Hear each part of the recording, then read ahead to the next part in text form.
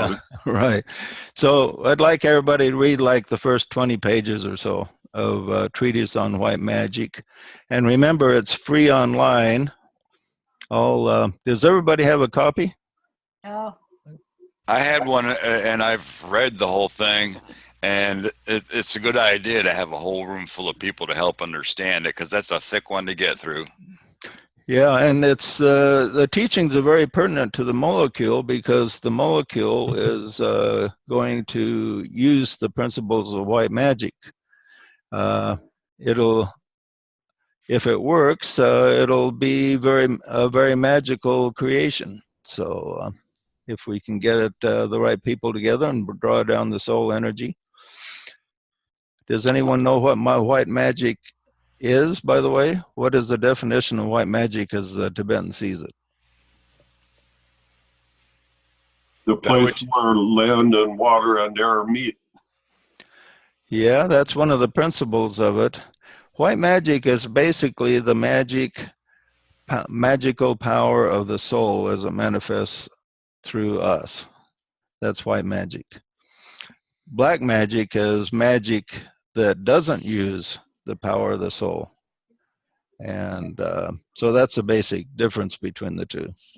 One is where the consciousness reaches upward through the soul to God, and the other is where the consciousness is focused on the material side. And the dark magicians apply a lot of the same principles as the white, except where their consciousness is. Their consciousness is not on the love of the soul. They do have love as the world understands it, meaning the world just defines love as one person being attracted to another. They are attracted to things. And people call an attraction to things as love, but that's not spiritual love. Spiritual love involves group consciousness, where the person's consciousness reaches out to more than just himself.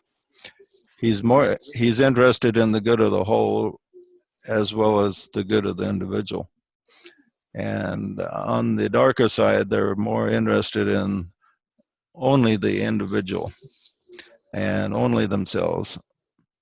And they love those that just benefit themselves or are attracted to those. But there's a big difference between spiritual love and carnal love. I come across a quote from DK on reading rays and initiations. I've read all his books a number of times, and I'm surprised I've never read this before, and I haven't heard anyone else ever point this out, but he said something that's very pertinent to the molecular relationship that we're trying to establish. Okay, I found this interesting quote from, or statement from DK that pertains to the molecule, but I don't think anyone's ever realized this before. He says this: the hierarchy incarnates on the earth again. He's talking about the reappearance of the hierarchy on the earth. He says, a hierarchy incarnates on the earth again, and for the first time since its last incarnation in Atlantean days. It is, however, a group incarnation and not the incarnation of individual members. This is probably a subtle point too difficult for you to grasp, he tells his readers. Okay, this is a key thing, he says. Now, everybody's looking for the hierarchy to incarnate as individual masters. And that hasn't happened, and everybody wonders, well, why hasn't this happened? But he says that when the hierarchy incarnates this time, unlike in Atlantis, it will be a group incarnation and not the incarnation of individual members.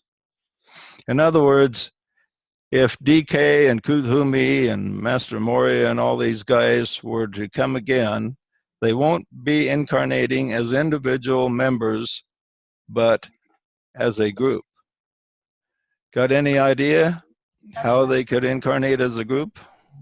And why the Tibetan says this is probably too difficult for you to grasp? Because you weren't there explaining the molecular relationship, right? I think perhaps they might mean it's going to be like an overshadowing, the group of them overshadowing a group of others in physical form, possibly. Well, you're approaching the right direction. Any other comments? Yes, they don't have to lower their vibration. Yeah. But remember I told you that when the molecule is created and it's successful, a higher entity will actually incarnate into it. Now, So you think that's what the reference is to? Right. I think they're waiting for a molecule to be created, and then the masters as a group will incarnate into it, and as a group entity, it will be like the higher entity that I've always talked about. I've always said there would be the creation of a new life form, so to speak. But so when a molecule is created and all the soul energy is blended, it will create a conduit for the incarnation of the hierarchy. And that was, I find that very fascinating. I've always known that some type of higher entity would incarnate into the molecule, but I never really associated it with the consciousness of the masters. But it's only logical that their consciousness would share in the consciousness of the molecule itself, and that sharing is like a whole new life form or a whole new entity.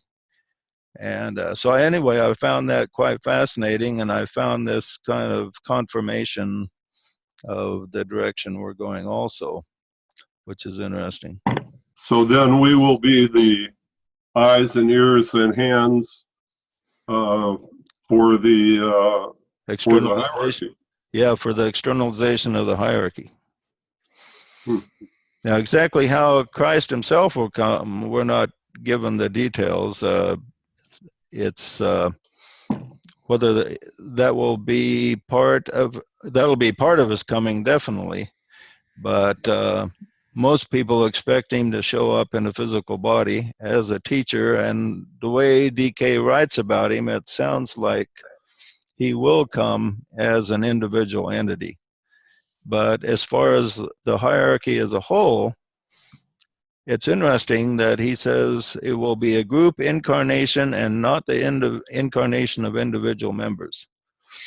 Now, I don't know of any metaphysical group or study group of Tibetan that has ever commented on that before, but it's a pretty monumental statement, I think.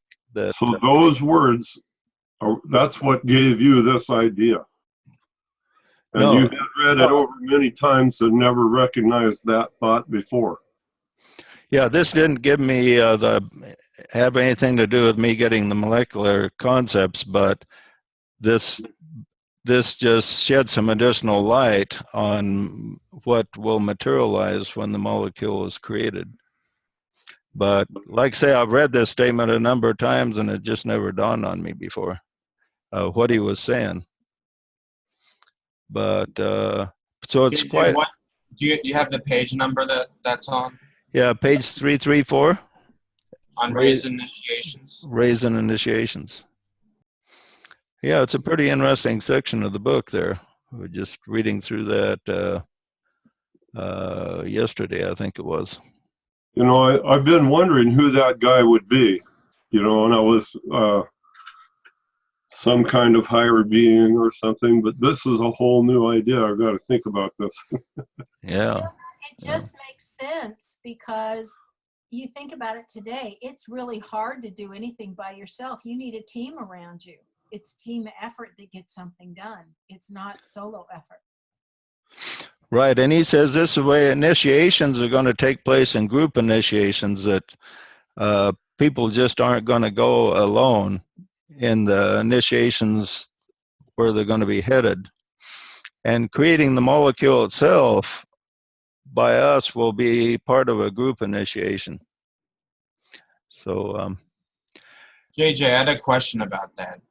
I'm a little confused on that concept. I'm not sure what, like, is the idea, because he said you can be at like all sorts of different points of evolution, but be on like part of the same group initiation.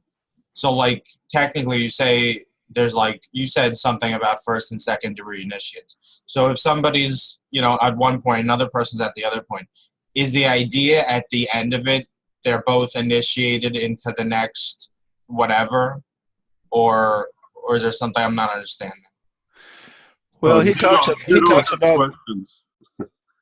yeah, let me answer that first. He talks about group initiation and individual initiation. And so individual initiation is pretty much accomplished on your own, but group initiation is a group effort. And so the initiation we're probably seeking for the group would probably be like a second or something like that. And if possibly a third later on.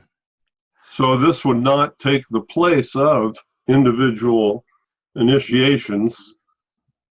It would kind of be its own type of initiation. Right, right. That's the way I understand it. When the Tibetan writes about a group and individual initiations, he's really not clear about the difference. So, but he does point out that in a group initiation, there will be people of all kinds of different levels of evolution. You know, there will be maybe first, second, third, fourth degree initiates all together working on maybe the same group initiation. So like when he talks about how humanity's on its second initiation or something like that, that's like the idea of the group initiation. Right, that's a big group. You know, there's an initiation for humanity itself, and I think you're right. I think he does mention that humanity is working. Yeah, there's in what I've been reading from First or DK second. lately, and what I've read from DK, I get the impression that right about now in 2018 and forward for the next number of years, that humanity on Earth as a whole was going to be getting like a Windows 10 upgrade. They would have new understanding in the next few years. It'd be like the entire planet. Boy, Yeah. I hope it's not like Yeah. Windows 10, Rick. Yeah, really. Yeah, initiations, you have individual initiations, you have group initiations that cover an ashram or a larger group, like say we're in. And then you have the initiation of humanity itself. Well, I get the impression this was kind of a thing like back in Lemuria when they, upgraded and made us into two different sexes and gave us self-consciousness. I think he's talking about in the next few years, humanity's going to get a new step up in its evolutionary step, in its physical form somehow. Rick, Yeah, well, he did mention that World War I and II, which he calls the Great War, which he also calls Armageddon, was part of an initiation for humanity itself. Kind of moved us up where we're somewhat centered on the Christ consciousness. Not perfect, but it's at least part of the first initiation. And yeah, I can't remember whether he said right now that humanity is working on the first or second at the I think he said the war was like the completion of the second or something like that. I can't be sure, but I think it was something like that. Yeah, I doubt if humanity's that far along, because to complete the second, they have to be free of glamours, and there's still plenty of glamours around. So I'll have to check into that. But wouldn't that be, I mean, the idea that everybody would be free of glamour, is that your understanding of what the second initiation would be? Right. When you pass the second initiation, you pretty much will overcome glamour. But I mean, like all of humanity, or it's like a group thing, or? Yeah, of course, if humanity is at the first initiation or the second initiation, it doesn't mean that every single person is there. It would mean more like the average person is there. You know, So the majority. yeah, the majority would be there. And eventually, when everything wraps up at the end of this planet, when the destruction comes by fire, he says that 60% of us will graduate, and 40% will have to go to another planet similar to this and go through all these experiences all over again. But so that's a long way out, probably millions of years in the future yet. But so it's interesting. Yeah, I'll have to check on that. I can't remember which initiation. It seems like it would be logical that it would be the first that humanity is on, because. But the weird thing is, even with the first, according to the numbers he gave, that would be a much lower number than the average man. It was like. Oh, the average man isn't even the first. The average man is just the average seeker, is he calls puts in the category as being an aspirant. So the level of humanity would then be higher than the level of the individual on average in terms of initiation. Yeah, the way he talks about it, if humanity is past that, I'll have to look that up. I can't remember where he said humanity is in that aspect. I know he said humanity is working on initiation, but I'm not sure if he said that they're actually there yet. Let's check that out throughout this next week. Find out where he says humanity is.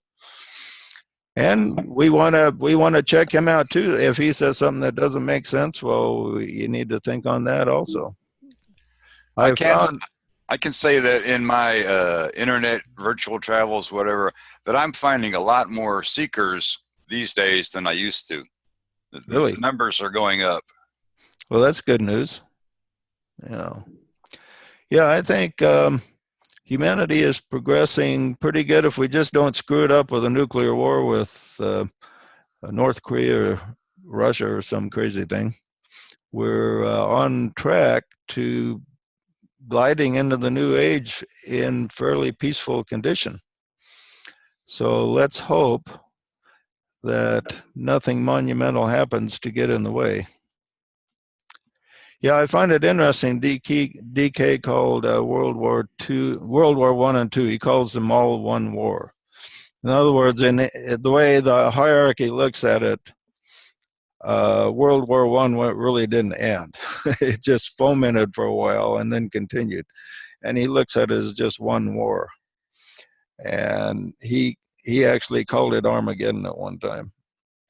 And so in a way, that was kind of Armageddon. And I don't know if we'll ever see an Antichrist, better Antichrist than Hitler was, because he fit the mold about as good as you could get.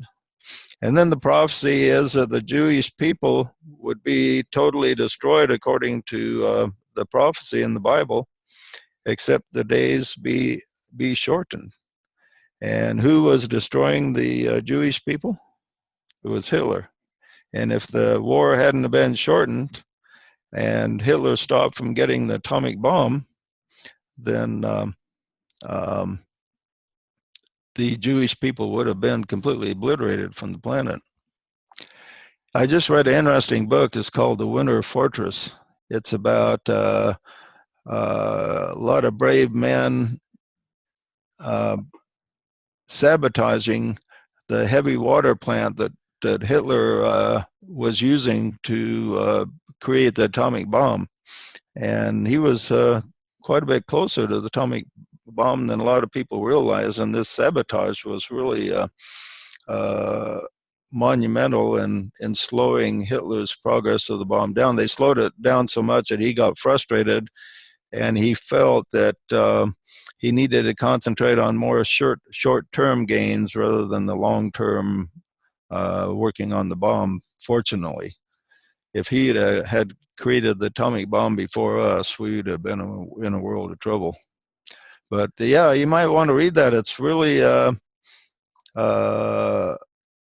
quite quite the drama and the sacrifice these guys had to go through to sabotage this place. They create this heavy water was in a fortress in Norway, and it was on a mountain, extremely difficult to access, and a number of people gave their lives before they were able to sabotage that. Yeah, there was a movie about that. Oh, there was? I was right. I was thinking that'd make a great movie. Oh, it was years ago, though. Really? Yeah. Really? It would make a great movie. If they made it years ago, it's probably not done as well as they would do it today. JJ, what was the name of that again? The Winter Fortress. Yeah, you might want to get that book. It's a really great book. One of the better nonfiction books I've read for some time.